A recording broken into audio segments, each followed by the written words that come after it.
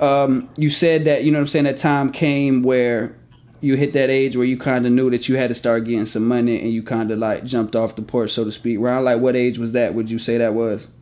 Shit, I say like motherfucking, I say like 14, like 14 years old is when I started jumping in the streets. You know what I'm saying? Was you rapping? Was you rapping before that, or did you start rapping like after that? Yeah, I was rapping. I was rapping before that, but I was just like the nigga that would freestyle on the block and shit. You know what I'm saying? Like everybody in the hood be like, "Bitch, you know that little nigga right there could rap for real." You feel me? But I ain't never like I wasn't dropping those songs or going to the studio and shit.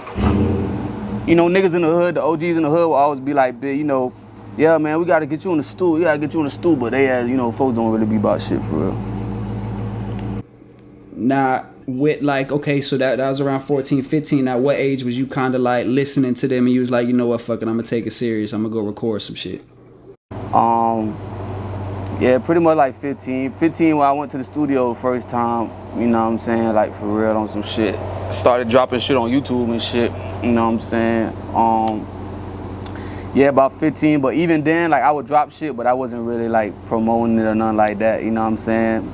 I'll just show it to my friends and shit, you feel me? Shit like that.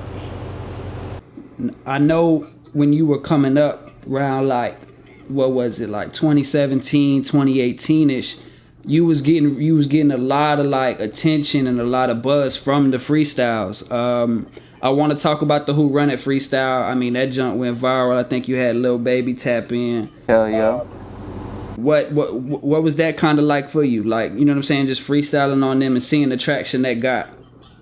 Yeah, that shit was crazy, you know what I'm saying? Cause bitch, I ain't never really think it'll happen like that. Like back then I thought a bitch would discover me on the street, like I run into Jay-Z on the street and spit a 16 for that nigga and I'll get signed like that. That's what I thought was gonna happen, but you know, as I started realizing that shit wasn't the case, I started putting that shit out there, like for real, like on the internet.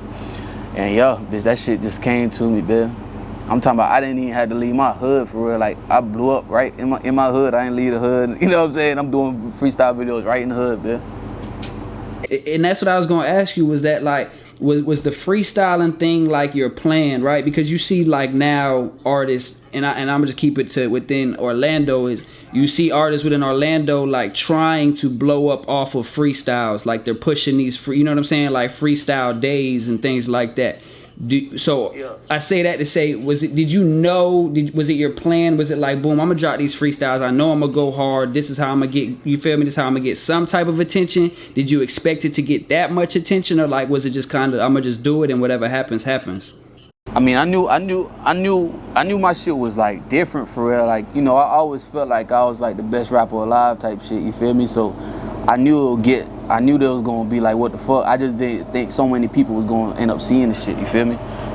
But like the people that was already like, you know, liking my pictures and shit like that, you know, they was like, what the fuck, you feel me? I expected that.